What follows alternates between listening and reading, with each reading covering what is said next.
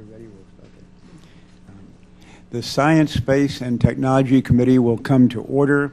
I'd like to welcome everyone to today's hearing, a review of the President's fiscal year 2014 budget request for science agencies. I'll recognize myself for an opening statement and then the ranking member. The topic of today's hearing is the President's budget request for the coming year. It is the first of several hearings to examine the $40 billion in annual federal R&D spending within the Science Committee's jurisdiction. Each subcommittee will examine the request for the science agencies under their jurisdiction in the coming weeks. However, at the outset of this series of hearings, I would like to say that these budget hearings are about something far more important than simply numbers on a ledger. The budget choices for federal research and development investments we choose will affect research and technology for many decades to come. This committee was first created in 1957 in response to the threat of the Soviet Union's launch of Sputnik. At that time, Americans were fearful of what this small spacecraft represented. The threats we face today are far more diverse and complicated, but in many ways the same fundamental concern remains today as when this committee was first created. Is America still a leader in science, space, and technology, or are we falling behind? How does America stay ahead in the race for global competitiveness? How can we measure the benefits of such research investments when the payoff might be many years later? And how can American innovators better leverage these federal government investments to benefit the American people? These questions are the prism through which the President's budget request and Congress's policy and budget decisions must be viewed. It is less a matter of dollars and cents, but more about finding common sense solutions. Here are some of the decisions this committee faces with the President's budget before us. Today, the U.S. pays Russia $63 million to take each of our astronauts to the International Space Station we built with the now retired Space Shuttle. How best can we develop the new systems to once again launch American astronauts on American rockets? How can we better utilize the research capabilities of the International Space Station over the next decade? Beyond low Earth orbit of the station, where are the next destinations for our astronauts to explore? Is it an asteroid, as the President suggested 3 years ago, or is it the Earth's moon, a more compelling place for American astronauts to return, rather than finding an asteroid to pull into the moon's orbit? In his inaugural address last January, the President spoke briefly about climate change and the overwhelming judgment of science. His budget proposes $2.7 billion spread across 13 different federal agencies for climate science. How does this high level of spending affect other research priorities? Is some consolidation of research effort needed here?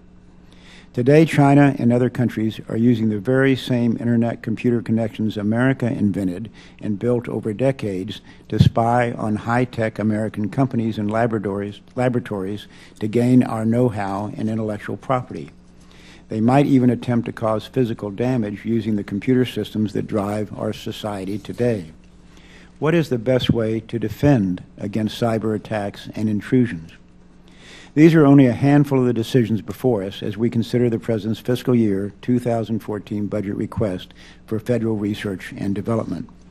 American ingenuity and perseverance in the face of adversity is what makes our country great.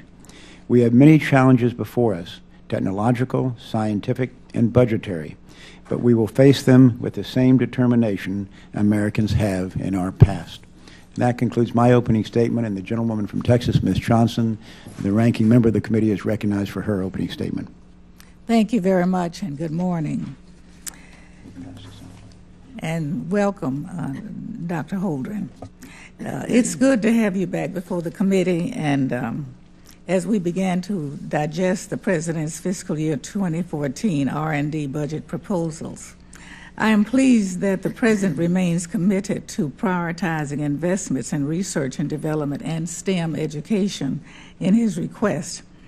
Even in these fiscally challenging times, we must set priorities, and there are a few more important investments that we can make for our nation's brain power.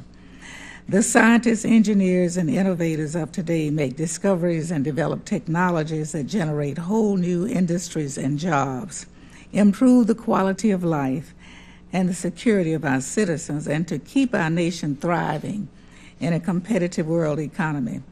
They also help to give our children the grounding in science and technology they will need to become the innovators of the future, or simply to be prepared for the high-skilled jobs of the future. Specifically, I applaud the President's continued commitment to keeping the budgets of NSF, NIST, and DOE's Office of Science on sustained upward trajectories initiated in the America Competes Act. These agencies, among others, help to ensure our long-term economic growth through their support for cutting-edge basic research and STEM education. I'm also pleased with the administration's increased support for advanced manufacturing. The last few years have proven that we cannot be just a service economy and continue to grow. We must also maintain a strong base of American manufacturing. While we will have questions about some of the specific initiatives as we proceed with a series of agency budget hearings, I firmly believe that the key to maintaining and rebuilding our manufacturing capacity is through strategic investments in advanced manufacturing R&D and workforce development.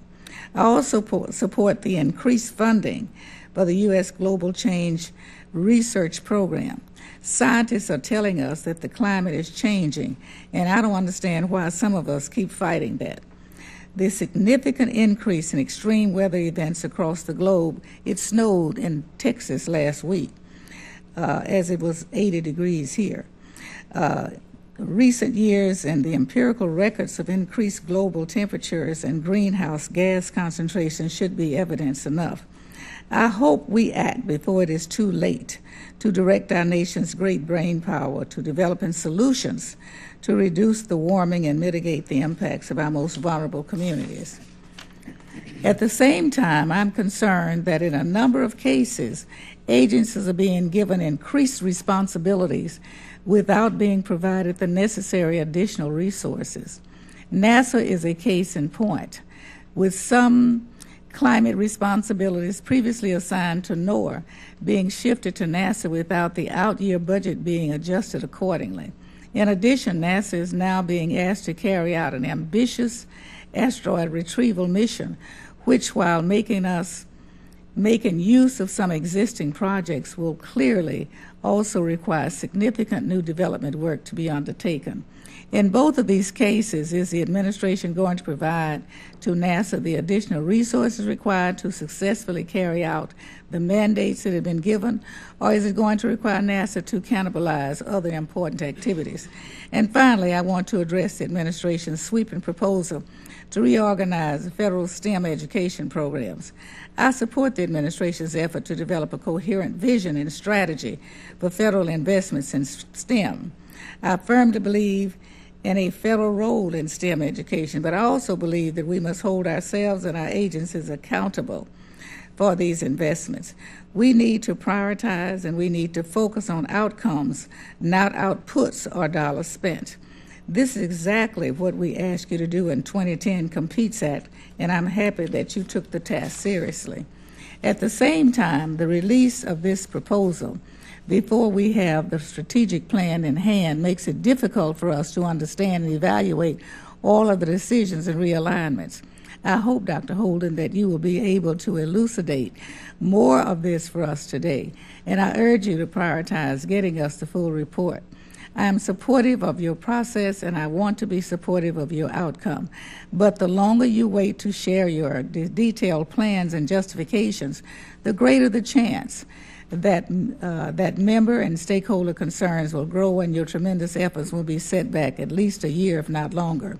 That being said, we will have some concerns and disagreements about the federal R&D budget proposal, but let me be clear. This is a good budget for research, innovation, and education. I look forward to working with the President and my colleagues in the months ahead to work toward the goal of making sure that the fiscal year 2014 authorization appropriations bill that this Congress will eventually pass and continue to reflect the need to invest in our future. Thank you, Dr. Holdren, for being here today, and thank you for letting me go over 51 seconds. Thank you. Thank you, Ms. Johnson. Also, if other members have opening statements, they will be made a part of the record at this point. I'm going to introduce our witness, but Ms. Johnson is just saying that she went over a few seconds, reminds me to let Dr. Holdren know that if he goes beyond the usual 5 minutes for witnesses, that's fine too. You're the only witness here, and so if you need to take more time, that would be perfectly fine. Our witness today is the Honorable John Holdren.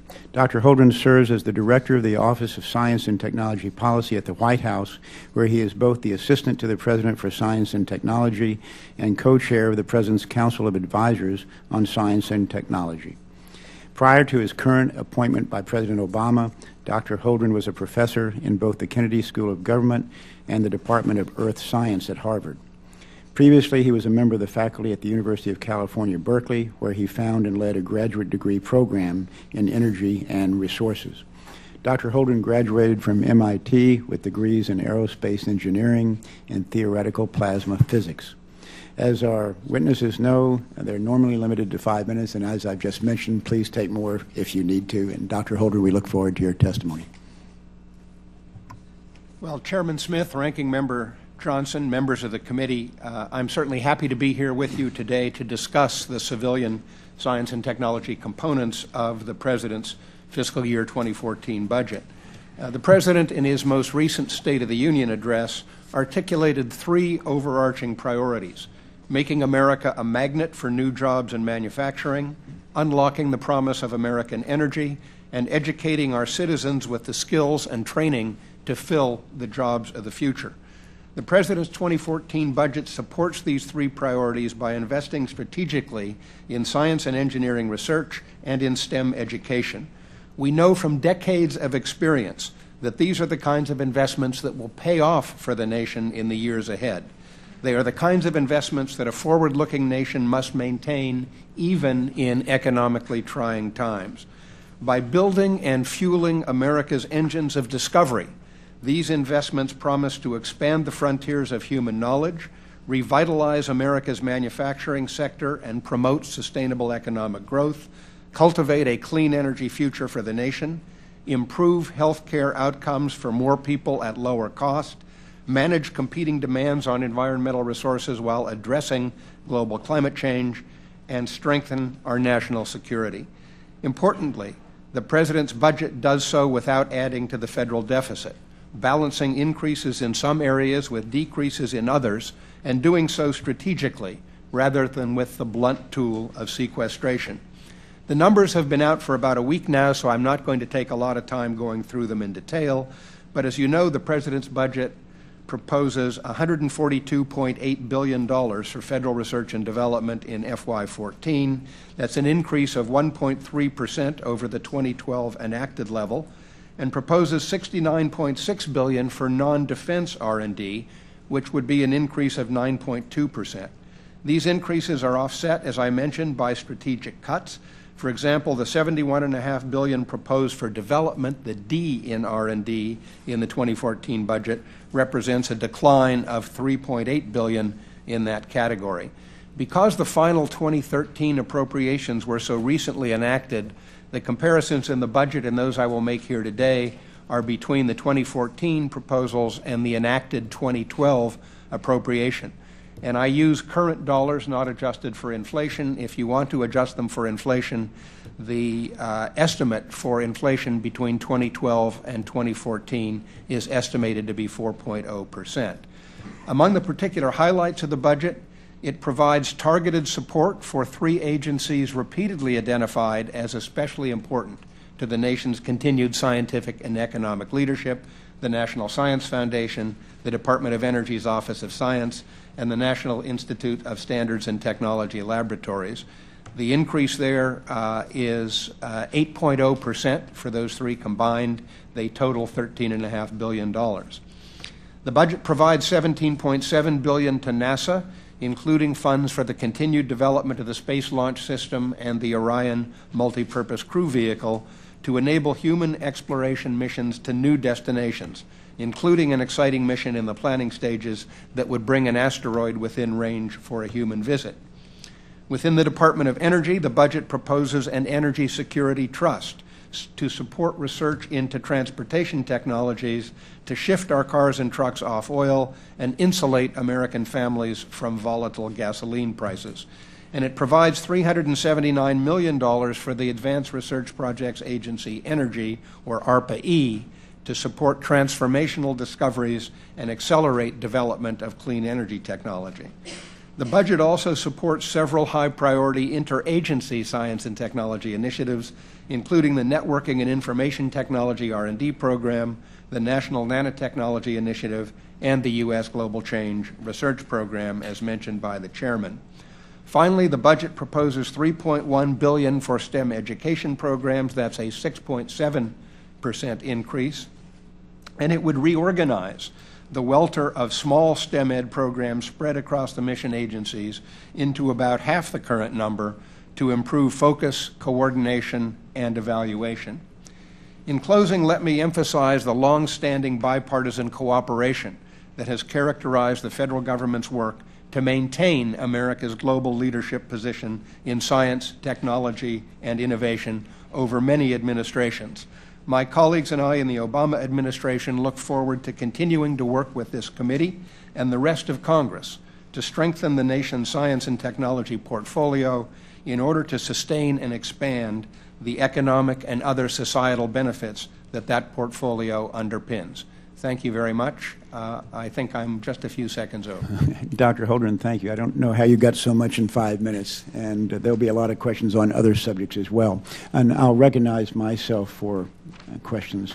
And really, I think I have more observations than questions, and I'd ask you to comment on them. First of all, let me go to NASA. Last December, a National Academy of Sciences review of NASA's strategic direction made the following observation.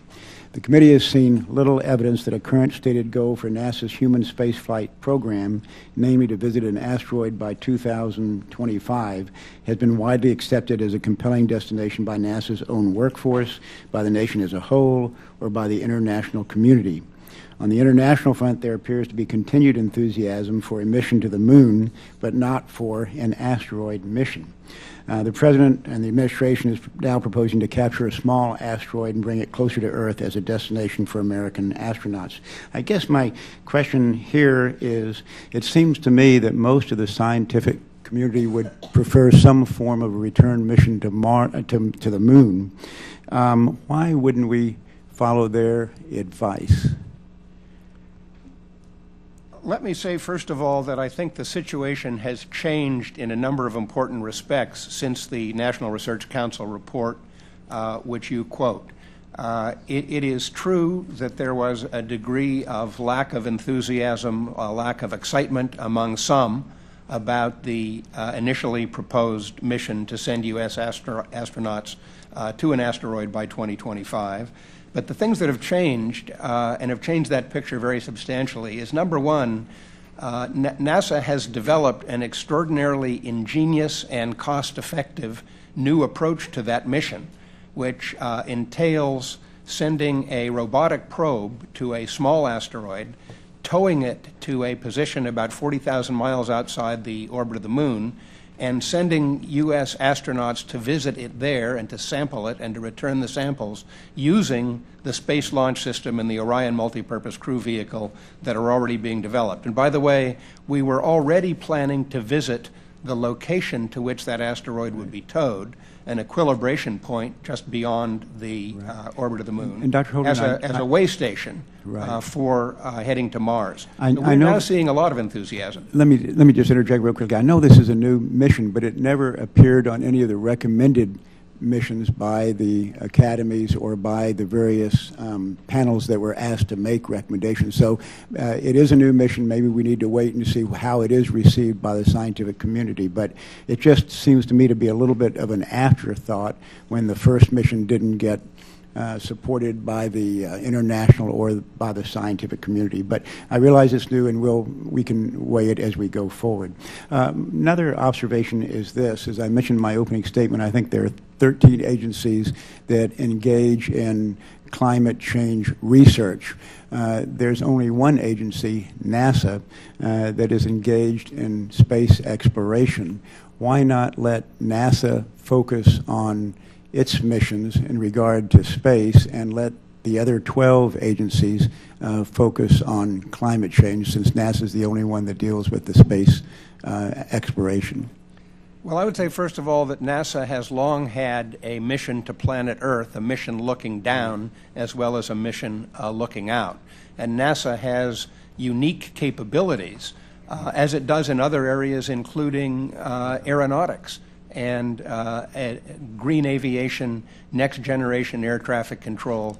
NASA has long been a multi-mission agency with many important missions. That's and true, but our position is NASA needs to pursue all of those missions with the unique resources it has for those purposes. But the President, what concerns me as the President, I think over the last year or two, has shifted something like $300 million from space exploration into climate change research. And it just seems to me that one agency that does space ought to be allowed to continue to do space and focus on that. And maybe just a difference of opinion that we have. My last observation is this, and that is that in regard to the National Science Foundation grants, many proposals are approved, and only 1 out of 7 are approved, that seem to deal with subjects that might not rise to the level or meet the standards that most people would think that they should meet. A couple of examples would be, one study was approved to, I think, analyze the animal pictures in National Geographic from 1988 to 2008.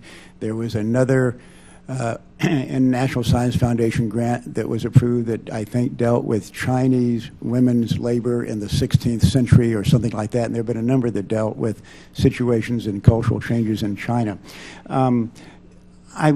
Help me, if you will, and suggest as to how we might make sure that those who decide to approve these grants might be persuaded to approve grants that seem to focus more on more helpful subjects, more scientific subjects, more basic research.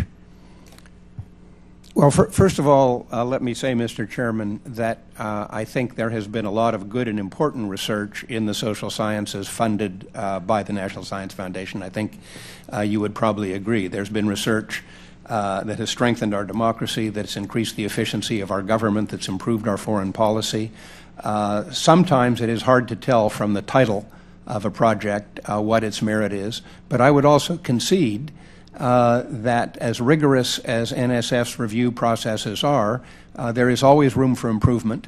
And I think some of the recent developments that have called into question some of the grants in the social sciences that NSF has funded will lead to increased scrutiny there as to how their review process can ensure that the social science work that they support contributes in evident ways to the national interest. But we would also not want to undermine the basic research dimension of what the National Science Foundation does, and we should be careful in the ways we intervene not to do that. Okay, thank you for that, and I would like to continue to discuss that subject with you and maybe come up with ways to achieve our common goals in that regard. Thank you, Dr. Holdren. Ms. Johnson is recognized for her question. Thank you very much. Dr. Holdren, I don't think it's any surprise that I'm very interested in STEM education. And I was enthusiastically supportive of looking at the 127 programs coming together from a number of agencies to see how we could better concentrate. And I do support the goals of the proposal. However, we don't know what the program is now. I question about how this will all work, because we're looking at a budget without the plan. And I wonder whether or not we can see the plan soon. For K through 12 programs that are being transferred, how will the mission-specific needs and the decades of education and public outreach experience that built up at the mission agencies like NASA and preserved by Smithsonian and the Department of Education. NASA has a long history of engaging students outside the classroom, and I have seen so much enthusiasm among students. And I worry about the loss by transferring these programs, and I specifically are worried about consolidating too much in the Department of Education, which doesn't have a long history with STEM. And so I'm really concerned about not knowing what this restructuring is and how we can work toward achieving the goal of being successful in STEM education. Well, that's a big set of questions, Ranking Member Johnson, but let me quickly try to address a couple of the main pieces of it. First of all, the reorganization that the budget contains leaves intact a great many programs, still over 100 programs spread across the mission agencies. So it by no means has taken, proposing to take away all of the diverse programs out there, and there's been a very serious effort to make sure to preserve the programs that most leverage the unique assets of the mission agencies, to preserve the programs particularly that reach women and other underrepresented groups in STEM, and in the consolidation, to do it in a way where the additional resources that end up in the Department of Education focused on K through 12, in NSF focused on college, undergraduate, and graduate education, and in the Smithsonian Institution focused on engagement and outreach outside of schools, that those consolidations, those additions of resources there, will be managed in a way that interact with the mission agencies and preserve aspects of the programs that they lost that are the most valuable ones. And we have commitments from the Department of Education, from NSF, from the Smithsonian, that they're already doing that. They're in touch with the agencies. They're working to make sure that this consolidation, which provides more opportunities for coherence, for coordination, and for evaluation that was difficult with the very dispersed and often very small programs that are being consolidated, will all happen. Second point I would make is the Department of Education is committed to expanding the staff dedicated to STEM education in order to be able to manage these additional responsibilities. And I've spoken with folks at NSF and Smithsonian as well, and they are all building up their capacity to deal with these additional responsibilities. On the strategic plan, we had the benefit in conducting this reorganization of the progress report on the strategic plan that was released in 2012 and which was provided to the Congress and posted publicly. But I can tell you that the final version of the strategic plan, which is due in May, is, I believe, going to be delivered in May. So you will have it. You will have it next month and be able to evaluate what is being proposed against it. Well, thank you very much, and I really sincerely hope that is something that's workable. In my experience, and I'm in and out of schools all the time, many of the students are excited about external programs that are sponsored by NASA and some of the other groups. I have seen where there have been Title I teachers, for example, that's moving furniture around and not teaching students. So I'm not so sure about the oversight that and how close that is done, as well as the other departments in the Department of Education. But thank you. I yield back. Thank you, Ms. Johnson. The gentleman from Texas, Mr. Nagelbauer, is recognized for his question. Well, thank you, Chairman, and thanks for holding this important hearing.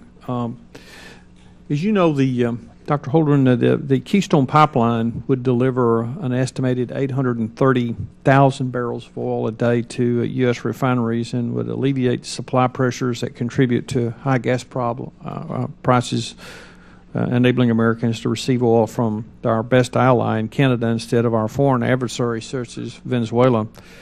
Last month, the State Department's 1,500-page supplemental environmental impact statement, the SEIS, essentially affirmed the safety and environmental soundness of this pipeline, concluding that it would not impact greenhouse gas emissions, which has been a key environmental objection. As President Obama's science advisor with a background in environmental science, I presume that you have been involved in reviewing the climate science and pipeline technologies associated with the Keystone's pipeline decision. Could you describe any official, unofficial, or official advice or guidance that you have provided the President on President of the administration's science agencies in their review of the Keystone Pipeline?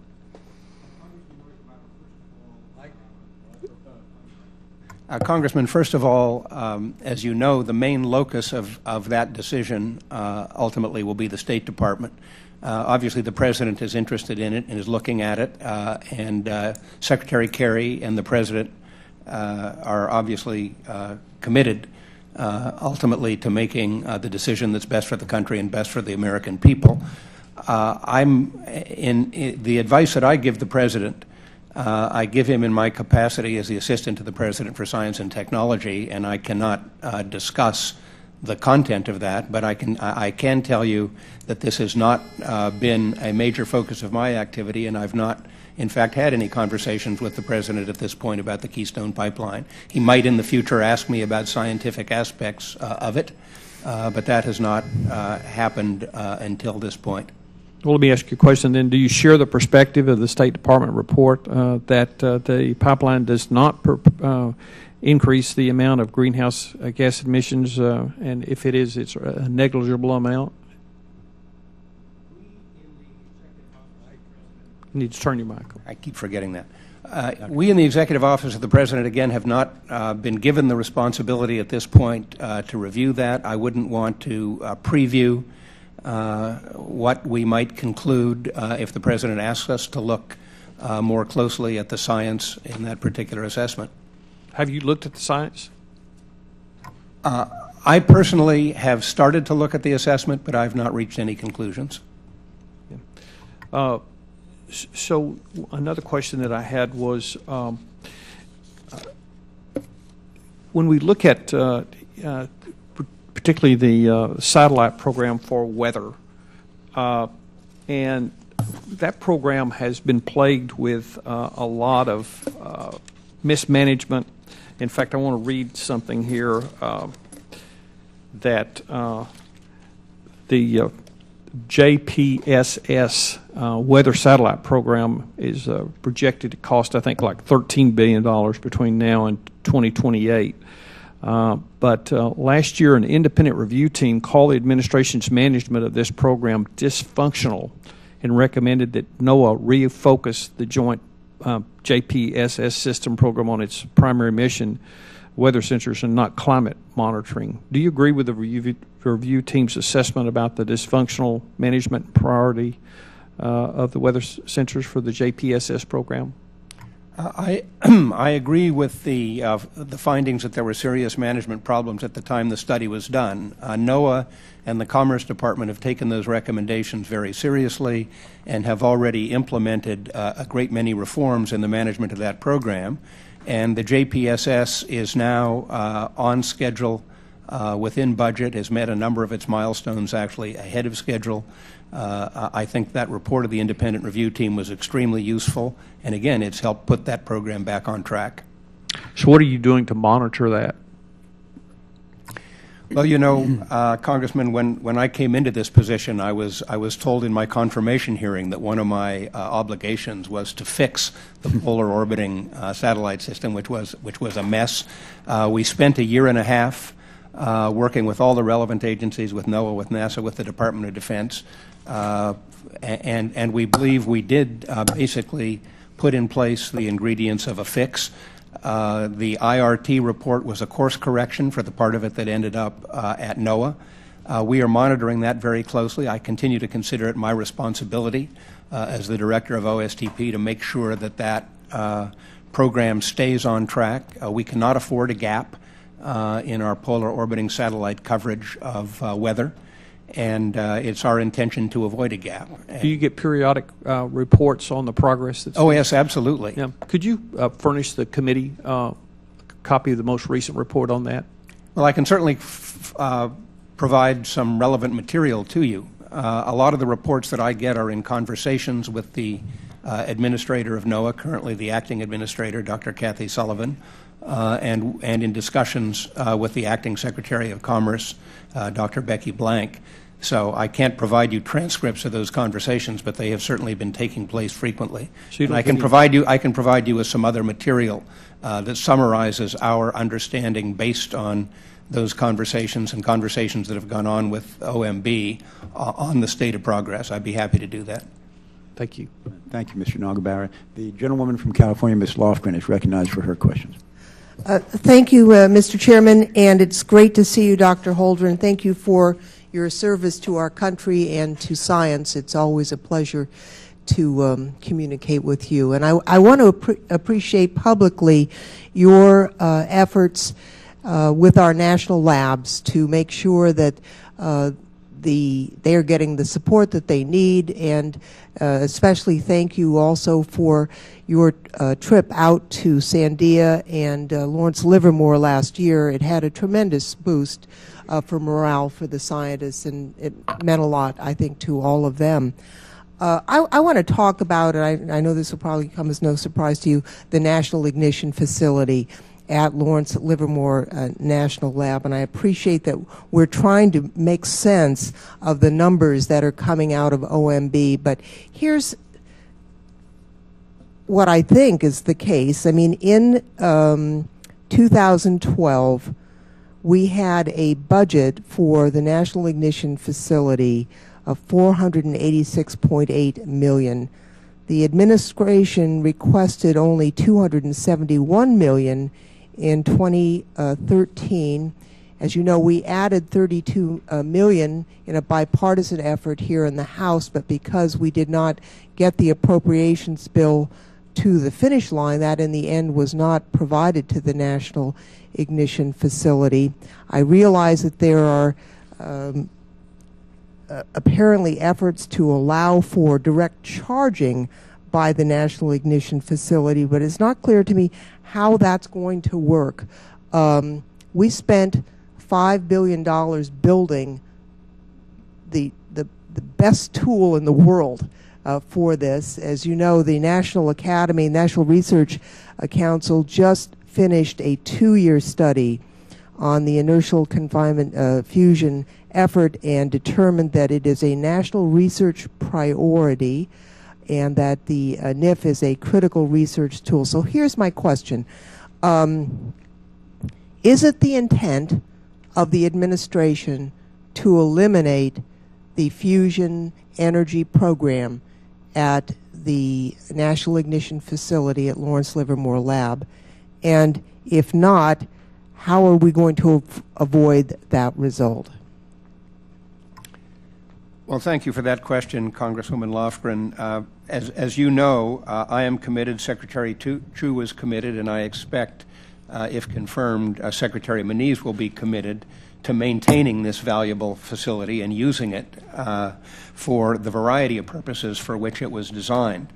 As you also know, most of the budget for the National Ignition Facility comes from the National Nuclear Security Administration because of its relation to the Stockpile Stewardship Program, the capability to understand without nuclear explosive testing what we need to understand to maintain the safety and reliability of our enduring nuclear weapons stockpile.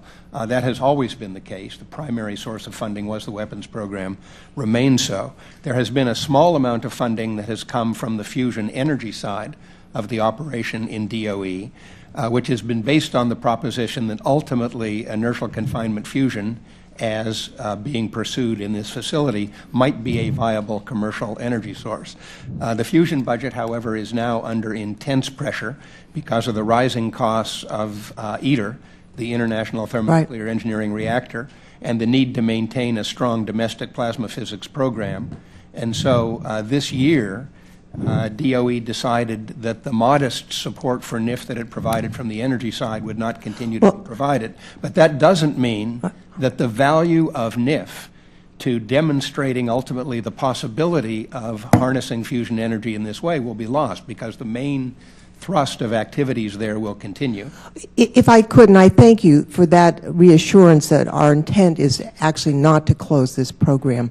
It is confusing, and you have been very helpful in trying to help me understand what OMB is saying, but it sounds as if the intent is to charge off to users more of the cost of the facility, but the NSF 18 million has now been removed, and DOE, and is it the intent that the NNSA will now be charged for their activity? And I guess the other question I would ask, this is not something that the facility could decide, but both Russia and China are trying to emulate what we did and build comparable machines. Is it the intention of the administration to charge off to those two countries experimental work, and what are the security implications if we were to do that? First of all, Congresswoman, I believe that NIF remains the preeminent facility in the world, and that nothing Russia or China has done up until now really comes close to its capabilities. I think the United States will remain in the lead in this domain, even though Russia and China are barking at our heels, as it were. But we intend to maintain our position of strength in the field. As far as the details of who is being charged for what, I have to tell you, we got the congressional justification from OMB at the same time you did. Right. We're still trying to understand the intricacies of what is reflected there in terms of what the numbers add up to. But I can tell you about our intention. Our intention is to maintain this as a viable world-leading facility with important applications both for our weapons program and potentially to the future of fusion energy. I thank you very much, Dr. Holdren, and look forward to continuing to work with you, and again, appreciate your tremendous effort here. Okay. Thank you, Ms. Lofgren. The gentleman from Illinois, Mr. Holdren, is recognized for his questions. Thank you, Mr. Chairman. Dr. Holdren, good to see you. According to my count, I think this is the fourth time that you and I have had the opportunity to discuss the President's science priorities. And I want to start by just saying I appreciate you, I respect you, but I have to tell you I'm disappointed in the President and I'm disappointed in your office. I think the President likes to give great speeches about science, but I don't think he actually really understands the importance of pure discovery research. And if you look at the chart that I've got here in my hand and that we've got up on the board, I see no evidence that you or the President have given a second thought to the input from this committee over the last several years. This chart tells the same story it does as the chart I showed you last year. The President favors massive increases to his pet projects in the alternative energy sector, and the closer the investment gets to pure discovery science, the less he cares about them. When it comes to high energy physics, he once again wants to use it as a piggy bank to pay for other things. You said a year ago that you were not content for us to leave the future of cutting-edge facilities in high-energy physics to the rest of the world, but that we were constrained and that everybody knows the budget challenges under which we are operating. And I look at the President's budget request this year and I find myself thinking, sure, you can use that as a convenient excuse to cut high-energy physics yet again, but does an almost 40% increase in ARPA-E and an almost 60% increase in EERE strike you as constrained approaches? Does yet another real dollar cut to high-energy physics strike you as supportive of high-energy physics?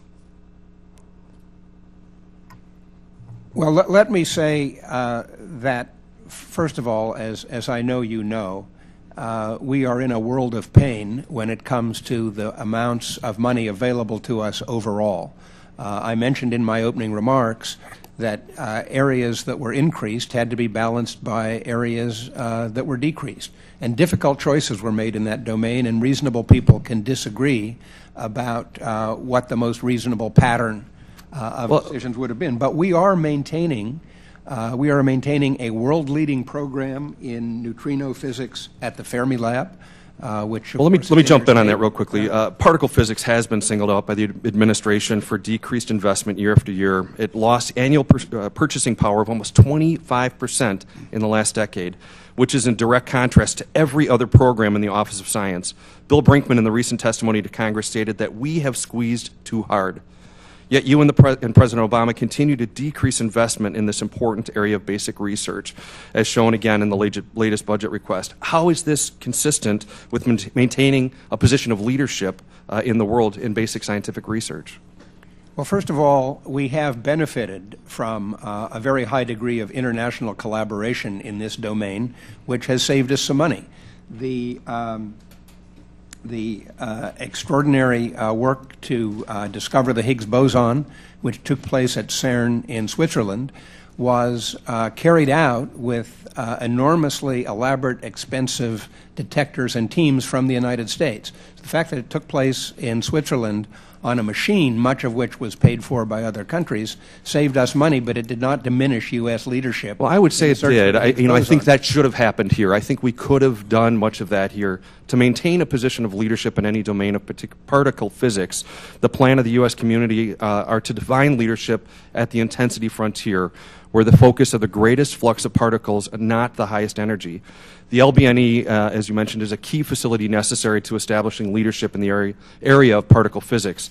Why is investment decreasing in LBNE in fiscal year 14 at a critical time, again, when strong international participation is being sought?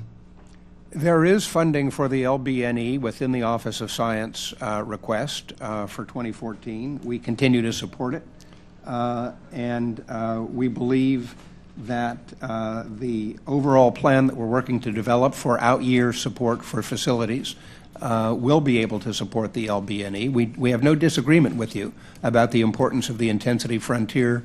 I appreciate your agreement, but it just doesn't follow up with the budget plans. There's cuts there, and I think it really does send a very poor message. When we are out there seeking international partners, we are at the leadership of neutrino research, and yet we are undercutting these programs. I just want to show, my time is running out, but latest edition of Scientific American talks about strange, surprising neutrino physics. Much of the research, again, that's going on with LBNE. But from that, on the cover, they're featuring neutrinos. Particle physics has never been more exciting. As you mentioned, we have seen remarkable advances with the discovery of the Higgs and crucial measurements of the properties of neutrinos. These discoveries have had important participation from American scientists, as you mentioned, but they've really been led and enabled by facility investments in Europe and China. It seems to me that the President's budget plan that you're defending cedes American leadership in high-energy physics to Europe and China. And my time is up, but just to kind of highlight that again, I was looking back through your testimony of last year and reading through, and I'll point you to the second page of your testimony today, the bottom paragraph. It's interesting because you had that exact same paragraph in your testimony last year, but one thing was changed, and that is last year you talked about these three jewel-in-the-crown agencies, referring to NSF, Office of Science, and you've taken that out in your most recent, the idea of the jewel-in-the-crown agencies. It's the only thing that's removed from that paragraph. And my fear is that's exactly what's happening. We're taking away, by undercutting the investment in these important programs, we're taking away and ceding our leadership opportunity. My time has expired. I do appreciate you so much and the work you're doing. I know these are difficult times, but this is the stuff we've got to do. And so I ask and implore and look for ways that we can be working together to strengthen this investment and see where we can be taking money, again, where huge increases have happened in certain areas, and put it back where we absolutely have to be doing it, where the market can't do it, in basic scientific research. With that, I yield back. Thank you, Mr. Chairman. And thank you, Mr. Holdren. Another gentleman from Illinois, Mr. Lipinski, is recognized. Thank you, Mr. Chairman. Thank you, Dr. Holdren, for all the work that you do. Very, very important that we maintain our leadership in the world on science, and I just appreciate what you're doing. The first thing I want to talk about is NSF's Innovation Corps program. For those who aren't familiar with it, I-Corps is essentially an education program developed by serial entrepreneurs in Silicon Valley. It teaches researchers how to develop a viable product from their research, while also connecting them with potential customers and venture capitalists so they can get feedback on their work. It's based on the lean startup model, which you can read about in an article written by the father of the movement, Steve Blank, which is in the May issue, the most recent issue of the Harvard Business Review. I really believe that I-Corps has the potential to leverage our federal investments in research to create new jobs and new companies. We've already seen some success, despite the fact that the program's only been operating for less than 2 years. Recently, one of the I-Corps teams, former I-Corps teams that went through the program, formed a company called Neon and was able to secure funding from a private venture capital group. I bring this up because the company's current product and business model came as a result of their participation in the I-Corps program, and they readily admit that that's the case. Now, recently, the ARPA-E program entered into an agreement with NSF to train some of their researchers in the I-Corps program. And I think more agencies could benefit as well. And this is those who are getting funding to take part in the I-Corps program are researchers who have already received federal grants. So today I'm sending letters to NIH and the Department of Energy to ask them to consider participating in the I-Corps program with some of their research divisions. So first, I want to applaud the administration's commitment to innovative approaches to technology transfer like I-Corps. And second, I want to get your thoughts, Dr. Holdren, on the I-Corps program and whether some form of entrepreneurial education like I-Corps might make sense at other science agencies. I want to get your perspective on that. Well, thank you, Congressman Lipinski. I'm very grateful for this question because we are, in this administration, very strong supporters of NSF's I-Corps program and of the broader proposition that there is tremendous leverage in measures that can accelerate the transition of discovery in laboratories, whether they're research university laboratories or national laboratories or corporate laboratories, that can accelerate the transition of discovery into practical products in the marketplace, meeting the national interest. I-Corps is doing, I think, a great job of that. We're delighted that I-Corps and ARPA-E are now in consultation. We've had a number of other projects and programs with the same general aim of trying to foster entrepreneurship in the scientific community that will move things in this direction. These efforts have included components of the STEM education programs we have at the college level, where we're encouraging colleges to offer courses in entrepreneurship for their scientists and engineers to take, so that when they go out in the world with their advanced degrees, they're not just specialists in their particular fields of scientific or engineering advancement and discovery, but they are knowledgeable about how to translate those discoveries into practical products, into companies, into new jobs. And I certainly applaud your interest in trying to expand this model even further. Thank you. And very briefly, I know there's a number of initiatives on advanced manufacturing in the President's budget. The total requested $2.9 billion across the federal government. Can you give a brief overview of the administration's strategy and vision on this revitalized U.S. manufacturing in 46 seconds? The basic notion, of course, is that advances in additive manufacturing, formerly called 3D printing, advances in materials, which we are promoting through the what we call the Materials Genome Initiative, trying to cut in half the time it takes to develop and certify new materials, advances in robotics, all together provide the possibility of very substantially revitalizing American manufacturing. It's already happening. It's already showing results. We think there's the possibility to generate more jobs, more businesses that are using these advanced technologies in the manufacturing domain. And that's going to help in part because when you separate the laboratory and the discovery from the manufacturing process, as has happened for, to some extent over the past couple of decades, you lose the opportunity for close feedback, which tends to improve the manufacturing processes, increase its efficiency, lower costs. As we bring these manufacturing activities back to the United States and create and keep those jobs here, we're also going to benefit through increased efficiencies because of the feedback between research activities, development activities, and the actual manufacturing plant. Thank you very much, and I agree, concur with what the ranking member said in her opening statement. We need to make more here in America. Thank you for your work on that. I yield back. Thank you, Mr. Lipinski. The gentleman from Florida, Mr. Posey, is recognized for his questions. Thank you, Mr. Chairman, and thank you, Dr. Holdren, for coming to share with us today. I'd like to read for you a couple titles of some research grants that the National Science Foundation recently funded. Picturing Animals in National Geographic for the years 1888 to 2008, costing $227,000. Kinship, Women's Labor and China's Economic Performance in the 17th through 21st centuries, costing $267,000. Regulating Accountability and Transparency in China's dairy industry, costing $152,000. The press has reported, as I'm sure you know, many other examples of social and political science studies, and the committee's got obviously other examples of questionable studies that cost over $600,000.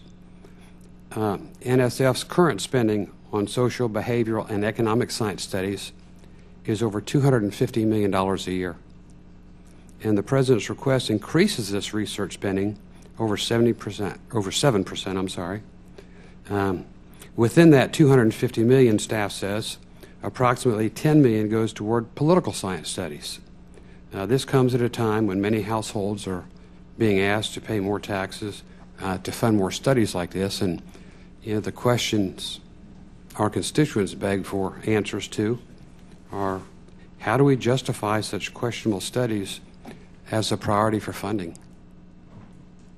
Well, I would offer a couple of comments. One, while I would certainly, I'm not qualified to even try to defend every social science grant that NSF has ever given, and it is a perilous business sometimes to try to determine from the title of a grant or even from a description of it what value it might have as fundamental research in social and behavioral sciences. What I will say is that there have been many extremely valuable, from the clear standpoint of the national interest, valuable studies funded by NSF in political science and other social and behavioral sciences. I'll give you one example. Eleanor Ostrom, the late Eleanor Ostrom, the only woman and the only political scientist ever to receive an economics Nobel Prize, did work showing that local management of resources held in common can be effective and sustainable without centralized regulatory control.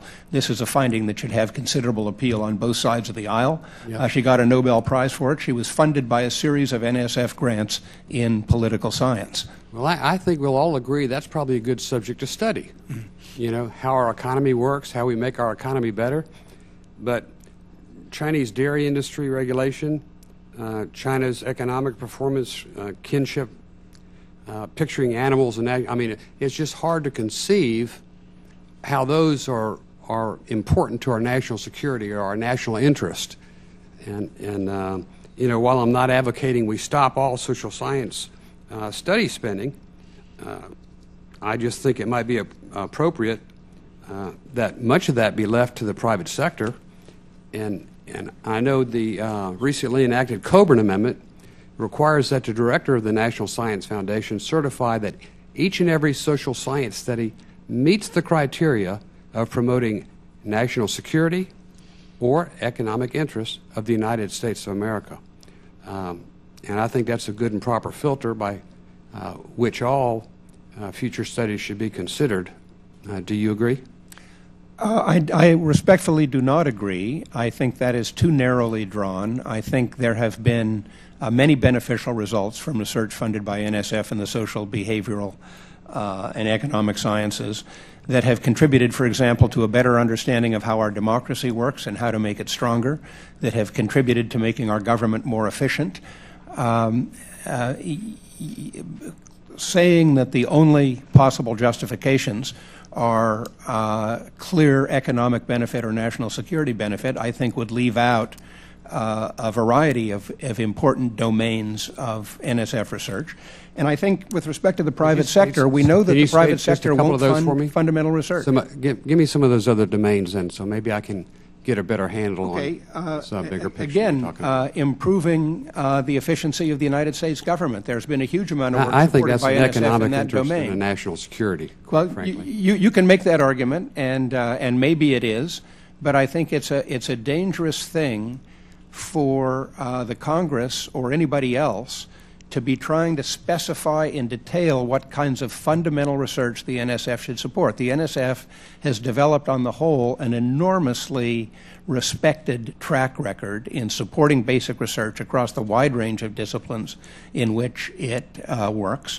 And we know the private sector is not going to support basic research to the extent that society's interests require. The uncertainties are too great, the time scale for return too long, the appropriability of the results inadequate. This is a responsibility of the government to fund basic research, including basic research in social sciences. And if you say it has to have a specific application, you're pulling the rug out from under the capacity of the NSF to fund basic research. Well, maybe some of my colleagues share my feelings and some of them don't, but the picturing of animals in National Geographic costing $227,000, I don't think that's the basic, personally, research that American taxpayers need to foot the bill for.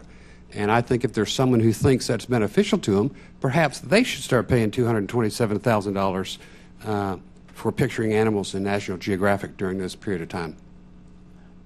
Gentleman's time. Again, it's not my field. I cannot comment on what merit or lack of merit that particular project had as basic social science. But do you think there should be some parameters? Well, there are parameters, and there is an elaborate and rigorous review process at NSF. That is not to say it couldn't be made better. Thank you. Thank you, Mr. Posey. The gentlewoman from Maryland, Ms. Edwards, is recognized.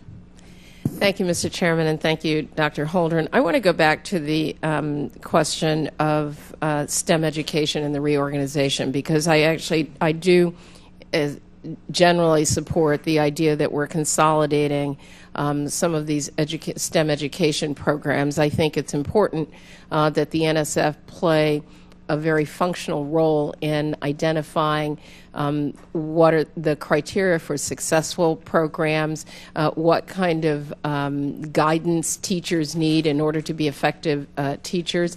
And it seems to me that there are a couple of categories that are distinguishable in our STEM funding: the sort of pre-K to 12 area, undergraduate, graduate education, and then the sort of nonprofit informal sector. And I think that there are different things that, for example, our centers in NASA or NOAA engage in communities and in developing STEM programs that are very distinct from the needs that take place in the K to 12 area in classroom and in the informal sector. And where I've seen a real problem is in the wide range of STEM programs in the informal sector, and without sometimes a lot of rhyme or reason in terms of the educational value, and not because they're bad people doing those things, but because they just don't know what makes a good program and what communities is their successful programming.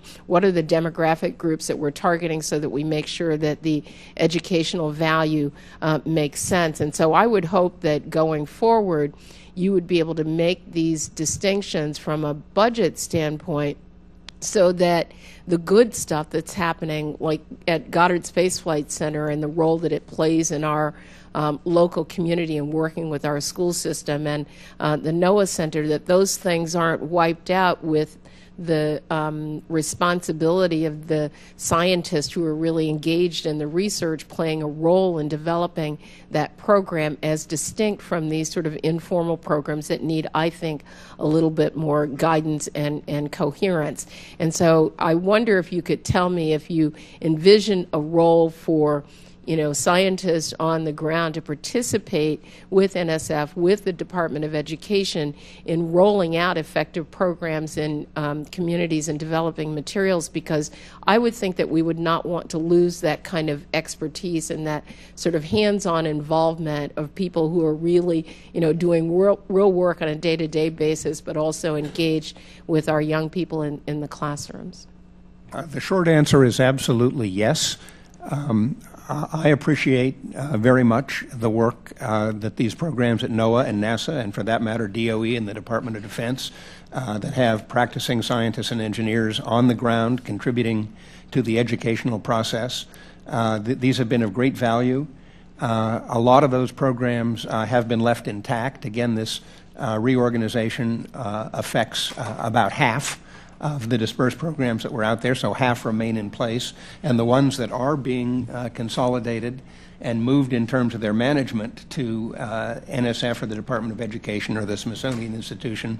As I mentioned before, all of those agencies are determined to continue to tap the expertise in the dispersed mission agencies for these purposes. They've made that commitment to me. I've been talking to the leadership of all of those agencies about it. We are talking about it in the meetings of the Committee on STEM Education of the National Science and Technology Council, which I chair together with the acting NSF director, Cora Merritt, and I believe it's going to happen. I believe we're going to get this right. And just to follow up on that, can you also tell me about how you plan to continue to engage funding of basic research in historically black colleges and universities and minority-serving institutions, because then those become the filters for graduate, undergraduate, and graduate education. And it seems to me that if you really want to get students engaged, a diverse population of students engaged, that they have to get there have to be opportunities in those institutions that serve them. And so I would hope that there is kind of a parallel development of funding of research in those institutions with what is happening in this reorganization of STEM programs. I agree with that as well, and I would make two further points. One is that in this reorganization, we took care not to impact any programs connected with historically black colleges and universities or other programs that were explicitly focused on women or minorities in STEM. We are now in the process of conducting a further review to make sure we didn't miss anything in terms of indirect connections that might be affected.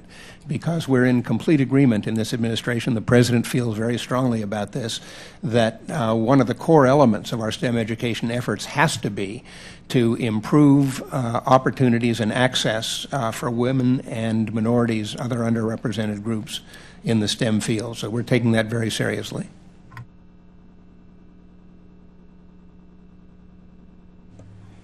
Thank you, Ms. Edwards. The gentleman from California, Mr. Rohrabacher, is recognized for his questions. Thank you, Mr. Chairman, and thank you, Dr. Holdren, for being with us today and having this exchange of ideas and views and enlightening us to some things about our budget requests that we have to deal with. From 1990 through the end of 2013, American will have spent $42 billion through the U.S. Global Change Research Program, $42 billion. In your testimony, you state that this work, and I quote, including but not limited to climate change.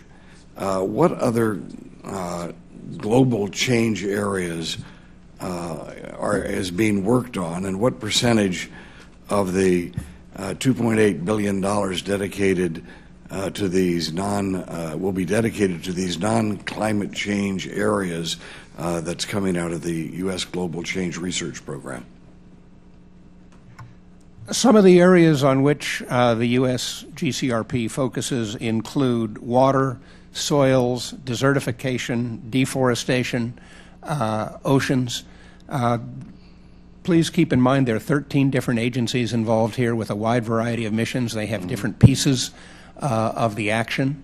It is not by any means limited to climate change alone, although I have to say climate change has become such a pervasive phenomenon that it is linked in various ways with most of these other issues, with soils issues, with water issues, with ocean issues. Well, obviously what we've been concerned about here on this end of the debate is that many of the things you're talking about, deforestation, water, et cetera, that the people in the departments and agencies perhaps have felt that if they really want to get the money for their sequestered for their little interest or their mission, just attach it to deforestation under climate change and water under climate change and et cetera. Do you think there's any validity to that worry?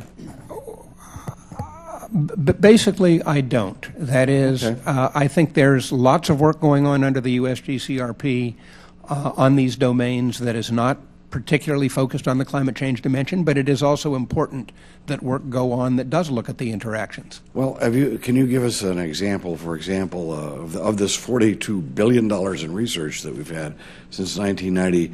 Has there been anything there that has been discovered that will in some way alter our ability to live on this planet and to survive and to prosper on this planet? Oh, absolutely. Understanding what is going on in the ocean in terms of acidification, other impacts on ocean food chains, is extremely relevant to our ability to live prosperously on this planet. Some people tie that to climate change. Other people some people say that it's not necessarily. No, there are non-climate phenomena that are at work there as well, and they're important, and our improved understanding of them has improved our capacity to manage these problems. Our capacity to manage forests, which is very important to our future well-being, has been improved under these programs. I'd be happy to get back to you, if you like, with a breakdown. Well, I think you've done a good job right here. Okay. I appreciate your sincerity and your knowledge on that. Last question. I have, as you are aware, been concerned that technology transfers to countries that could be someday our enemies is something we should be looking at, and that because of concerns that citizens of the People's Republic of China, the PRC, have been given broad access to NASA facilities and NASA technology, which then enables them to bring back to China with them information that was developed and technology and data that was developed by our investment. I asked General Bolden how many PRC citizens had access to NASA facilities. He has provided me with this report, which I would submit for the record, Mr. Chairman. And so ordered. Okay. This report states that there were 293 Chinese nationals had access to our critical aerospace centers. And just a few weeks ago, we saw that one of these PRC citizens who had broad access to NASA Langley Research Center was found trying to skip the country with hidden laptops that were filled with stolen data. So clearly, whatever protection measures we have in place to prevent this sort of thing need to be double-checked and looked at and beefed up if they're inadequate. And who knows how many times this thing has happened and that people haven't been caught. So what I'm asking you today is simply for the record, and I know you don't have this information with you now, but could I have a commitment from you that you will provide and just a number of how many PRC citizens have access to our national science, space, and technology facilities, and those that are run by the federal government or funded by the federal government, and information that is broken down by agency and by the nature of the access that these people had. And if you could, I know you wouldn't be able to answer that now, but if you could have your staff get me that information, I think it's important for our national security not to have Chinese citizens gathering up information at our research centers and our very sophisticated science operations and taking that information back to China. Well, we will certainly do our best to pull that information together for you. It sounds like quite a task. I can tell you that only U.S. citizens may work at the Office of Science and Technology Policy. So the answer for OSTP is 0. Thank you, Thank you, Mr. Rohrabacher. The gentleman from California, Mr. Swalwell, is recognized. Thank you, Mr. Chair, and welcome, Dr. Holdren.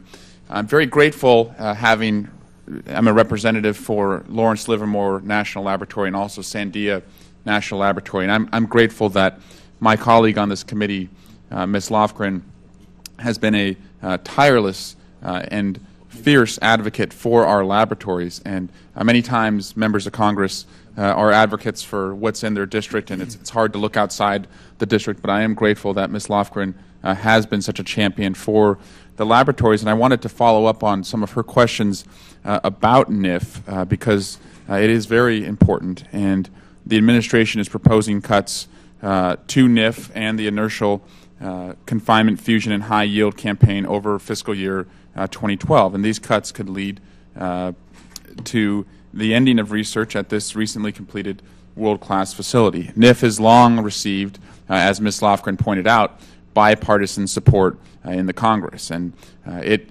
is at Lawrence Livermore National Laboratory, which is the largest employer in my congressional district, and it houses the world's most powerful laser and the preeminent tool in the world for this type of fusion research. It's also a critical part of our stockpile stewardship program. And today, as we look around the world and we look at the threat of a nuclear weapon being used against the United States, particularly with Iran or North Korea, I think making sure that stewardship is taking place with our stockpile has never been more important. And as we look forward into the future, this research from NIF can lead to clean, safe, plentiful fusion energy. And so I believe that the funding reduction for NIF greatly puts us at risk for our stockpile stewardship. I'm also afraid that it is ceding America's leadership when it comes to fusion to Russia or China. And France as well. They've also accelerated their investments in this area to compete in confinement fusion, and I believe this could put U.S. behind. Dr. Holdren, given our sizable investment in NIF, and up to this point, it's been the $5 billion initial investment and then the continuing operational investment, do you think we should pull support just as this facility is demonstrating its potential? Congressman, with respect, we are not pulling support. I think that the cuts in the NIF budget, as I currently understand them, are modest. They're not insignificant, but they do not, in my judgment, imperil our stockpile stewardship program. They do not imperil the continued operation of the facility. If I discovered that the contrary were true, I would join you in alarm. Our stockpile stewardship program is important. This is a cutting-edge facility, which is important to that program and to the potential future use of inertial confinement fusion as an energy source, and it is not our intention to shut it down. But Dr. Holdren, wouldn't you agree? I mean, going from fiscal year 2012, a funding level of $486.8 million to fiscal year 2013, a request at $271.7. That is a sizable reduction that will greatly affect the operations at NIF, will reduce the staffing at NIF, and will set them behind in their fusion goals. I think there were a number of changes that contributed to that reduction in budget, partly the expanded use of the facility as a user facility, and some changes in bookkeeping which affected it as well. I do want to mention that I was a full-time employee of the Livermore Lab from 1970 to 1972 and a consultant from 74 to 94, including a consultant to the division that built NIF. And I have a strong attachment to the importance of that facility. And as I say, if I thought that what was going on in the budget was imperiling the future use of that facility, I would do everything I could to prevent that outcome. And I was an intern for Ellen Tauscher in 2001 in this town.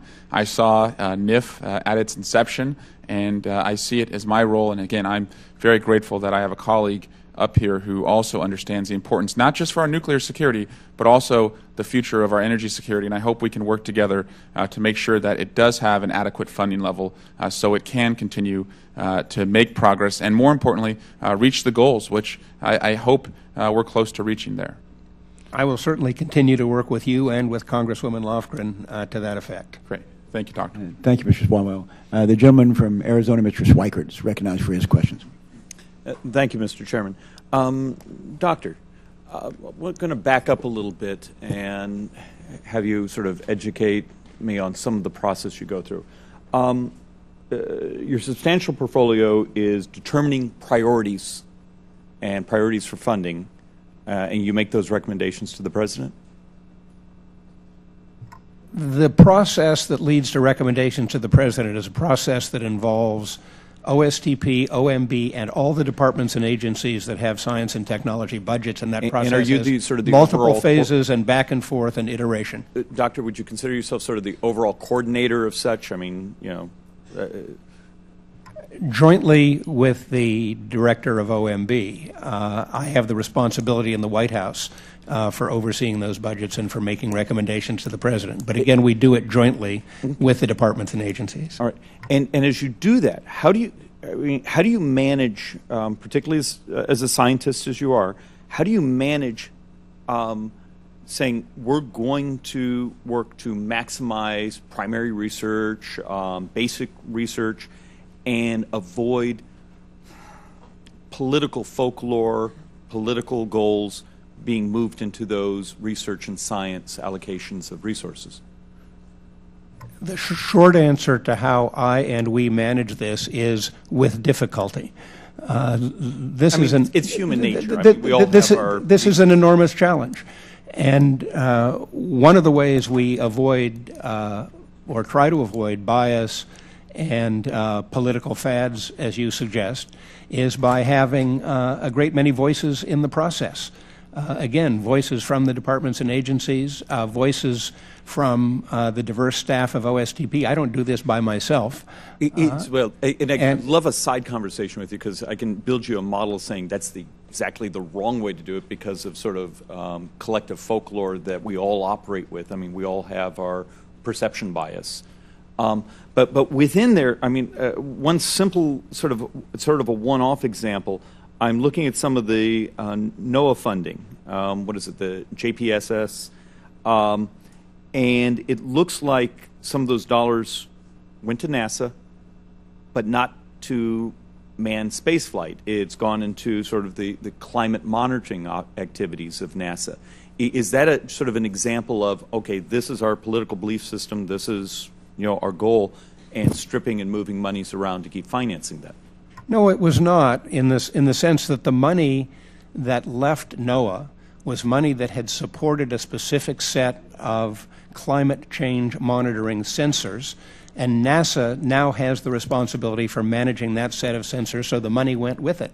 Okay, so my understanding, though, the NASA resources, as prioritized by your office and the president and the president's budget folks, is moving down manned space flight and moving up, climate monitoring, even though those resources, as you say, came from NOAA. I mean, am I at least getting that balance correct? Well, we are doing our best to fund human spaceflight and exploration under the instruction of the Congress in a manner that simultaneously builds the next generation space launch system, multi-purpose crew vehicle, that provides adequate funding for the development of a commercial space industry so that we can get cargo and astronauts to the International Space Station. It's a juggling act. I have often said in this hearing and elsewhere that NASA has long had the problem of 20 pounds of missions in a 10-pound budget. Now, and they continue to. I need to sort of take us back. In the whole sort of allocation of grants, resources, it's how would you, if I came to you and said, I want you to design a system, so clean slate, no more sort of the grant review process we use today, where often the university that has the best grant writers and those, because if you look at where much of the money goes, there seems to be consolidations and concentrations. How would you design a grant system that was truly based on trying to fund basic research? What would you do different than we do today? Well, first of all, I think the key to successful funding in basic research is a rigorous peer review system. And there are parts of the federal government's support for research which could use an increased infusion of peer-reviewed research as opposed to other approaches to allocating funds. So certainly I'd probably if I were king, make some modifications in that direction. But what I would add to that is this process is an interactive process that also includes the Congress. When we look at NASA's budget, we've had clear instruction from the Congress about a number of things that NASA's budget absolutely has to do. And we take that seriously. We follow to the best of our ability within the overall constraints, the guidance of the Congress on it. And I was sort of moving more on to sort of the primary and basic research, and how do we make sure resources go where we get maximum benefit to our society, the world, and not to necessarily the best grant writer or I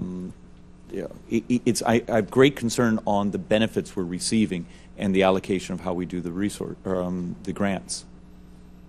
I can only say again that this is a huge challenge. I mean, the question, for example, of how do you compare the leverage of investments in basic biomedical research with the leverage of investments in nanotechnology or fusion energy. In fact, what we find in many cases, and this is the reason we have more cross-cutting programs than we used to have, is that these fields intersect in interesting ways. That is, some of the most important opportunities now emerging in biomedicine are sitting at the intersection of genomics, engineering, physics, and measurement. Doctor, dozens of other questions. Mr. Chairman, thank you for your tolerance. Thank you, Mr. Schweikert. The gentlewoman from Connecticut, Ms. Esty, is recognized for her question. Thank you, Mr. Chairman, and thank you, Dr. Holdren, for joining us here today. I want to return to flesh out a little bit the priorities and the approaches on energy. This budget proposes the establishment of a new energy security trust, which would support research into a range of technologies that would help us transition from oil towards more secure alternatives. I understand from what I see that the trust would be funded by revenue generated from federal oil and gas development. But can you give us any more details about how that trust would actually be carried out? For example, would the money go directly towards augmenting current programs, relevant programs in DOE's Office of Energy Efficiency and Renewable Energy, or ARPA-E, or are you proposing some kind of new mechanisms or programs for supporting research? The set of questions around exactly how this would work is one that we expect to be in a continuing conversation with the Congress about. We would envision a variety of approaches, including strengthening the support for some existing programs, but providing support for some new opportunities not currently being funded. But again, that is at an early stage of formulation, and we would expect to do it in consultation with the Congress. Following up on that a bit, the proposal has a substantial increase in the ARPA-E budget, and I know that was already sort of referenced a little bit earlier. Can you flesh out the basis for that, sort of what accomplishments have been achieved to date, and if that would justify an increase at a point when obviously we've got severe fiscal constraints, and what are the sorts of projects that you would contemplate being carried out if this funding is approved? Well, ARPA-E in its short history has developed a strong reputation for thinking outside the box and for developing new ideas that can contribute substantially. Some of those ideas have been in the domain of energy storage, advanced batteries, fuel cells, and so on. Some of them have been in the domain of advanced biofuels. Some of them have been in the domain of how we can make our grid much smarter and much more efficient.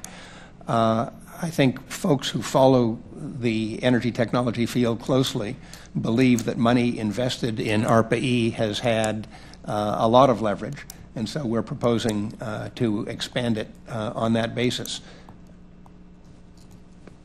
I appreciate that. This is an area that's of enormous interest. In Connecticut, we have a lot of fuel cell energy, other companies that are startups that are very interested in working on this, and obviously basic research that can augment what the private sector would try to develop is of great interest. But again, we need to be looking at accountability. If I can switch gears for a moment, you referenced just a moment ago synergies between different areas, and one I'd like to turn to is on the bioeconomy. Is some of the developments that the White House last year released a national bioeconomy blueprint about supporting economic activity. Again, I have the Jackson Labs moving into my district to support efforts that were created in part around state efforts at stem cell. We're now building on this at University of Connecticut and at Yale. Could you flesh out a little bit more about what sort of support there would be for basic R&D as contemplated as part of this process, especially updating training programs, what is contemplated in this initiative? Well, if you look at the range of challenges and human needs that we face across the space of health, across the space of food and agriculture, across the space of materials and sustainable resources, what we found in that bioeconomy blueprint is that there is enormous potential at the intersection of several branches of biology, including genomics, to contribute to really path-breaking advances that would affect all of these domains, that would affect health, that would affect food and agriculture, that would affect the development of new, better, and more sustainable materials. And so we envision substantial support for the basic and early stage applied research in these domains that is essential if you're going to then build economic activity, if you're going to develop new firms, jobs, products, and so on. And I'd be happy to provide you with more detail about that and sort of an update on the pace of progress on different aspects of the bioeconomy blueprint, but that would probably be more detailed than I can run through in a hearing. Thank you very much, and I will follow up. Thank you. Thank you very much. Now, I just want to note that here it is. I finally got the gavel here. I see that. And Mr. Weber from Texas is recognized. Well,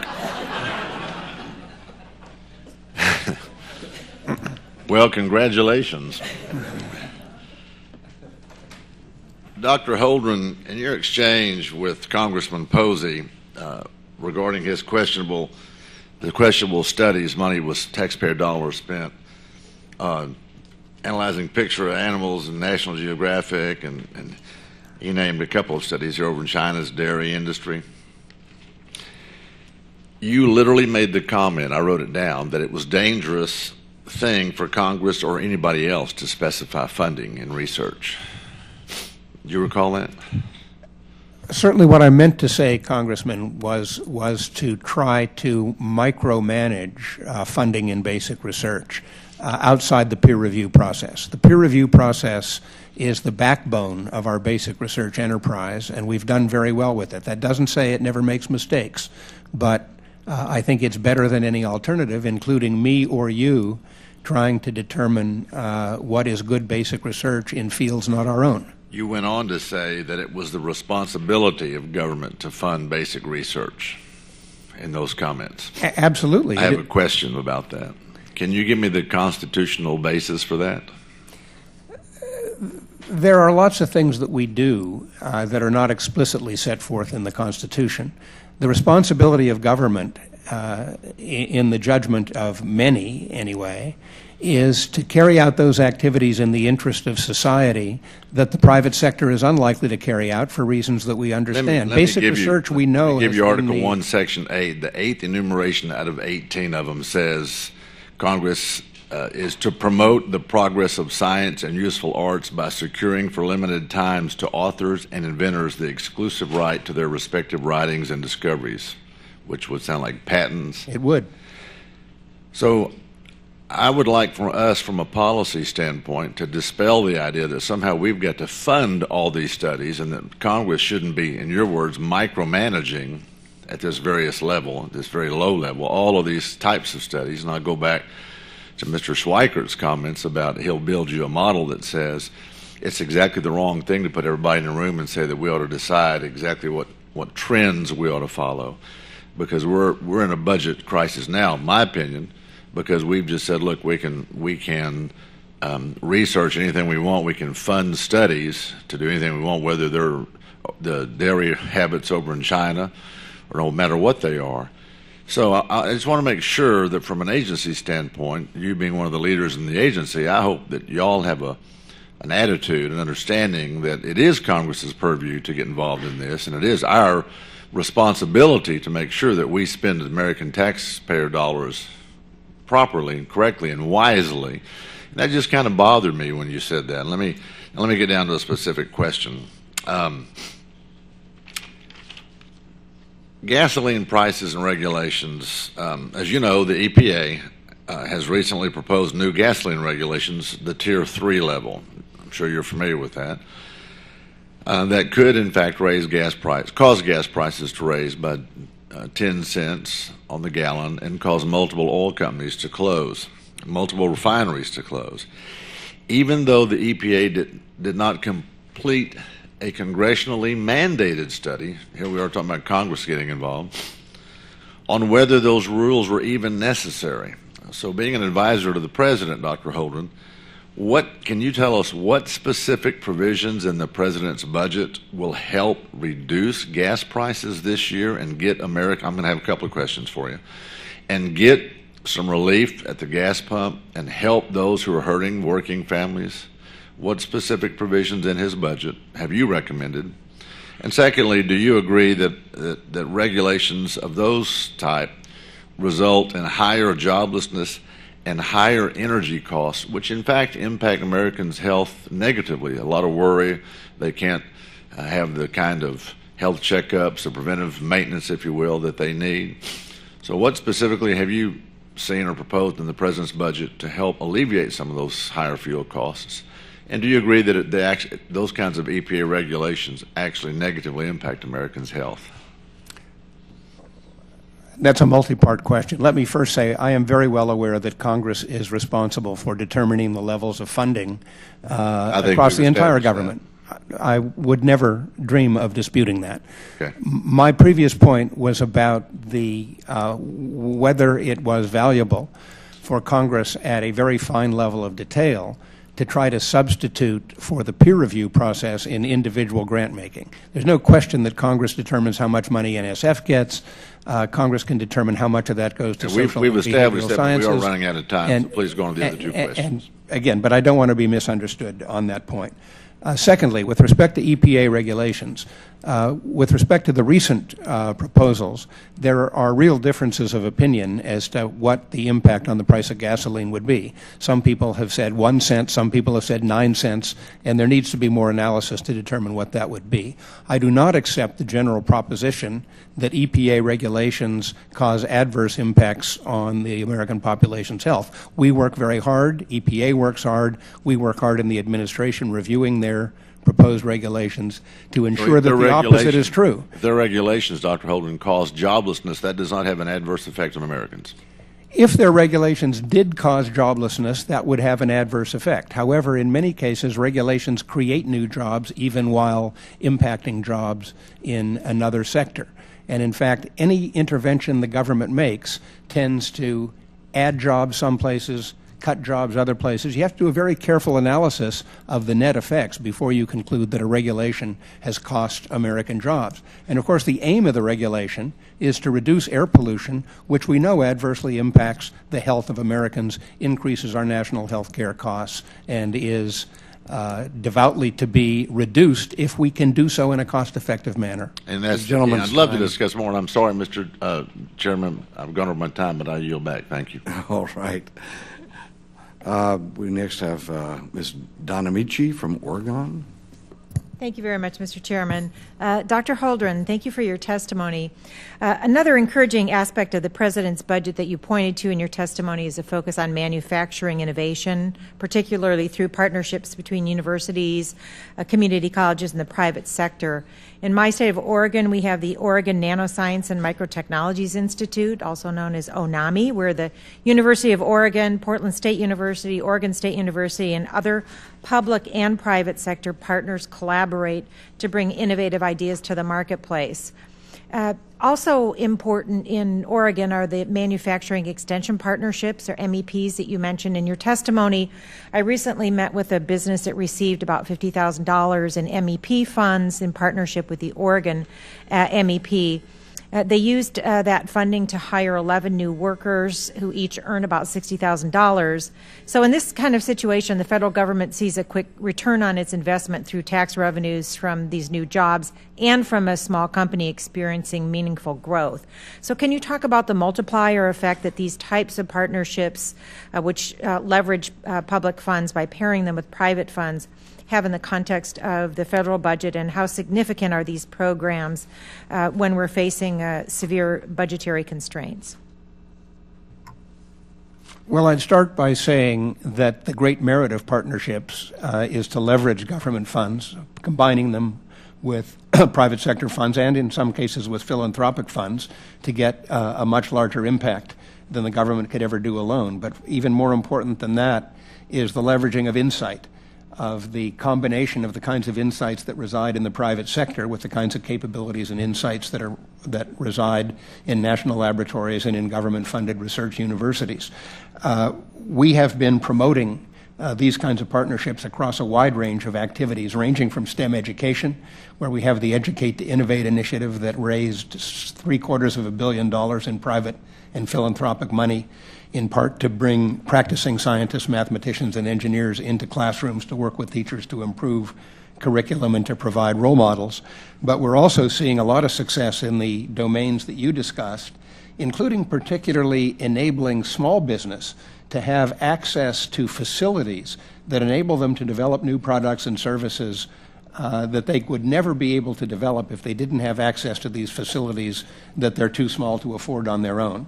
And we see this happening in the nanotech domain, where there are nanotech startups that have been able to use the nanotech facilities of our research universities and our national labs to develop new products, which then create jobs and economic growth going forward. I think it's a terrific model, and I'm delighted that so much of it is working well for Oregon. Thank you so much. And I want to ask another question as well. On the topic of climate and weather monitoring, I wanted to ask about the enhanced focus on weather priorities. I have some coastal area in my district, and weather monitoring can be key to the livelihood of mariners who rely on data from the National Weather Service when they're preparing to leave the harbor. Recently, NOAA stated that they planned not to repair a monitoring buoy, and I contacted them. The district was very concerned about that. I'm glad that the President's plan to focus on weather issues is highlighted here. To what extent is this renewed focus on weather monitoring a reflection of the growing understanding that global climate change is leading to more severe weather events, as noted by the 2013 National Climate Assessment Draft? Well, I think you've put your finger on it. We are experiencing more extreme weather of a wide variety of kinds, and that makes it all the more important to be able to predict when and where that extreme weather is going to strike. And that requires, obviously, increased investments in prediction capabilities ranging from buoys, satellites, other kinds of monitoring stations to high-speed computing and the models run on high-speed computers in order to be able to translate monitoring data into accurate forecasts. We're putting very heavy emphasis on that because the livelihoods, the economic well-being, and the health of the American people depend on accurate weather forecasts, as you note. Absolutely. And my time's about to expire. Thank you very much, Mr. Chair. I'll yield back. Thank you very much. And for a new member of the committee, you are certainly an active member of the committee, and I've noticed that very much over these last month. You already got something to say. All right. And next we have from the home state of California, Mr. Takano. Pardon me. But he comes from a district very close to my own. So you may proceed. I thank my distinguished colleague who hails from an area 45 miles to the south and west. So, Dr. Holdren, welcome. My question relates to, I had the privilege of visiting during the most recent spring recess the Dryden facility, now renamed, I think, Neil Armstrong facility at Edwards Air Force Base, and was able to take a look at the collaboration between NASA and I believe it was Boeing or one of the aerospace firms. A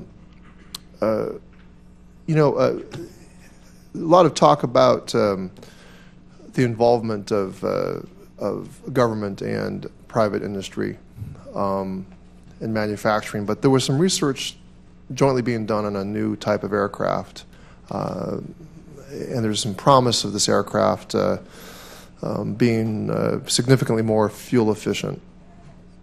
I can't remember the name of the aircraft. The aircraft looks like somewhat like a triangle, like a flying wing. I forget the name of it.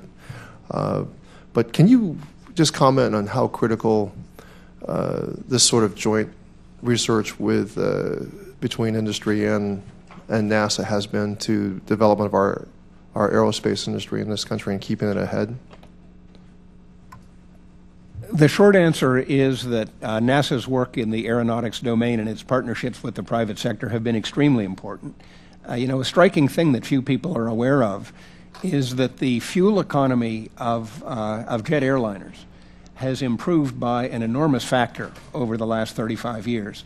The fuel consumption per seat mile is now much less than half in modern aircraft of what it was 35 years ago, and that is the result, in very substantial measure, of NASA's aeronautics research and their partnerships with the private sector. We're seeing that moving forward in the kinds of projects that you visited at the Neil Armstrong facility.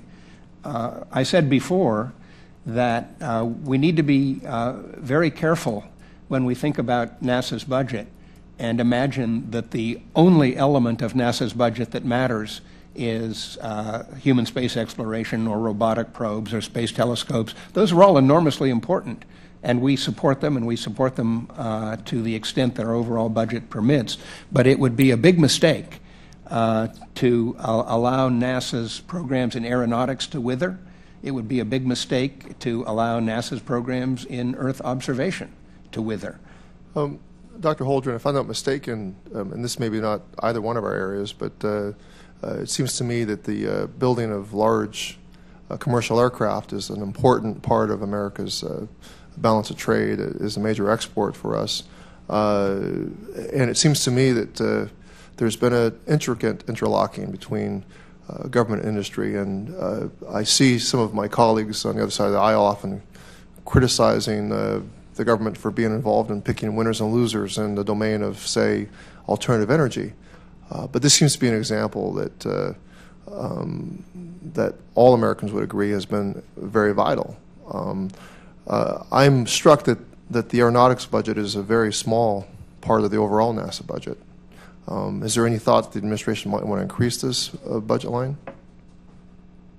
Well, we're constantly looking at the balance, as I said in response to some other questions, and it's challenging because there's not enough money overall to do everything that we should be doing. I mean, I have said in other forums already this year, I think this President's budget for fiscal year 14 is a good budget for science and technology under the fiscal circumstances we face, but it's not the budget that I would want to have in better times. And in better times, there would be more money for human space exploration, there'd be more money for planetary science, and there'd be more money for aeronautics. I'm not going to second guess on the fly the current balance in NASA, which was carefully arrived at over the long sort of interactive process that I described, but as a general matter, I think society would benefit if we could invest more in this and many other domains. Very quickly, because I know the distinguished chairman is interested in our competition and potential rivalry with the People's Republic of China. And they rapidly are trying to develop their own aviation and aeronautics industry. Do we know how much, by comparison, that they're investing in research in this area? We do have some data on the pattern of Chinese research investments. I could get back to you on that. Please. I don't have it on the top of my head, what they're investing in this area. It is clear that we are still well ahead. That's where I'd like to stay. Thank you very much. Next we have Mr. Vesey from Texas. Dr. Holdren, thank you. I wanted to ask you a specific question about advanced manufacturing. There was a really good article last year in the Wall Street Journal about German companies coming over to America to train workers here to work very highly skilled manufacturing jobs. Jobs such as various machinist type jobs, robotic specialists. One of the things that we talk a lot about here in Congress and people are talking about nationally, you've talked about it, is STEM education, which is very, very important. But I do believe that there are a lot of kids that are graduating from high school that don't necessarily have a STEM background, but they are ready to get to work if they can find a good job. And last year, about 600,000 of these highly advanced manufacturing jobs went unfilled, largely because the kids graduating from the high schools didn't have the skill set to go work some of these jobs that start off at $22, $24 an hour. Can you talk a little bit about the administration's long-term goal for sort of revitalizing, manufacturing in this particular area and how it fits into the budget? Congressman Vesey, that's a great question, and it's one that we have been working on very hard. A couple components to it. One, we have a program around redesigning the high school experience in this country so that kids graduating from high schools are better prepared for some of the high skills jobs of the 21st century. We're also working with community colleges and partnerships between community colleges and the private firms, the industries in the same region with the community college, to develop community college curricula that prepare students for precisely the jobs that exist in the companies in their particular regions. This is an extremely important part of our overall STEM ed strategy. Do you see in the future it being talked about more? And I understand why people want to talk more about the STEM and why that's gotten the attention that it's gotten. But I think that this is an area, and I think that you would agree that we should, definitely encourage our young people to even parents to sort of think about more. I completely agree, and the President agrees. Thank you. And we have Ms. Wilson from Florida. Thank you, Mr. Chair. Just a follow-up a little bit to Mr. Vesey's concerns. I'm concerned about the reduction in informal science education activities and budgets at many agencies, including NSF. A lot of these hands-on after-school activities are what get very young children excited about science. I'm a former school principal, and that's important. Can you elaborate on the new role of the Smithsonian in coordinating informal STEM education efforts under the STEM reorganization proposal? Is there an existing office and staff where new capacity have to be built at the Smithsonian? How much of the 2014 request of $25 million is for capacity building versus for direct funding of the programs transferred from the mission agencies? Congresswoman Wilson, I can actually provide you those numbers in detail. I was just in touch with the folks at the Smithsonian who are running this effort yesterday. There is an Assistant Secretary for Education and Outreach in charge of this effort. They've actually gone through a very extensive process to develop their ideas about how this $25 million would be used. I actually have a detailed breakdown of the numbers, how much goes to information technology, how much goes to revitalizing education activities, broadening access, excelling in related research. But they have a series of goals. The first goal is around co-creation of content in programs. That means working with these agencies that historically have been providing the kinds of activities you're talking about to improve the content and the programs in these domains. Second goal is to develop and maintain the infrastructure to deliver that content, including creating a portal for the transfer of knowledge about these kinds of activities that's accessible to everybody. The third goal is creating community teachers and student agency partnerships that will create learning communities that figure out how to do this better. The fourth goal is evaluation of these efforts. And they have already at the Smithsonian existing activities in all of these categories which they're going to build on and expand. So it really is a well thought out effort, and it's an effort in which they're already in touch with most, if not all, of the agencies that have been engaged in some of these smaller programs that are being consolidated. Thank you.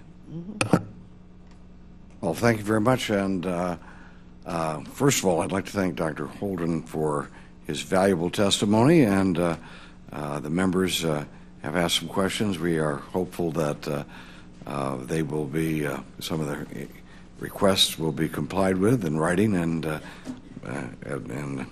as soon as you can. It might take some time, but I know even the question I asked would take some time to compile. But we thank you for being here and giving us your frank opinion. Would you, Ms. Johnson, would you like to have a closing statement? Go right ahead. Thank you very much, Mr. Chairman. I just wanted to say that there are questions that I will be submitting. I want to thank you, Dr. Holdren, for being here, but at least 2 questions I'll be submitting for the record. Thank you very much. And if any other members of the committee have additional questions, we will ask that you respond to those questions in writing, and the record will remain open for 2 weeks for additional comments and written questions. Just a couple little things. I can't help myself. Just a thought. Of the 13 agencies that we're talking about in terms of climate change research, we're spending $2.7 billion over those 13 agencies for climate change research, but we're only spending $80 million for weather research.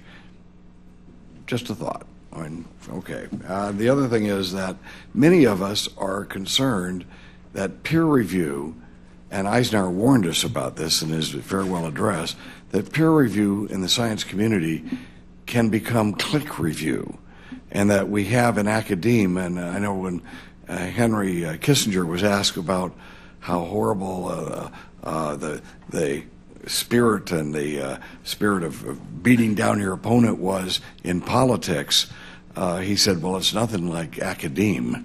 And, you know, you have these things both in the academic world and in the political world, where we need to respect each other's opinions, and we need to realize that you know, we're not calling anybody names by simply focusing on what we believe is important. For example, you talked about the fuel consumption per mile of our airplanes, and I think that's an important part to make up. And I know that you're very proud of the research that has taken place by our government. Some of us look at it and go, oh, the fuel consumption per mile. Maybe that has something to do with the deregulation of the airlines that have seen now that our airplanes are full, when before deregulation they were flying with 10% of their seats, well, 10, 20 and 30% of their seats vacant.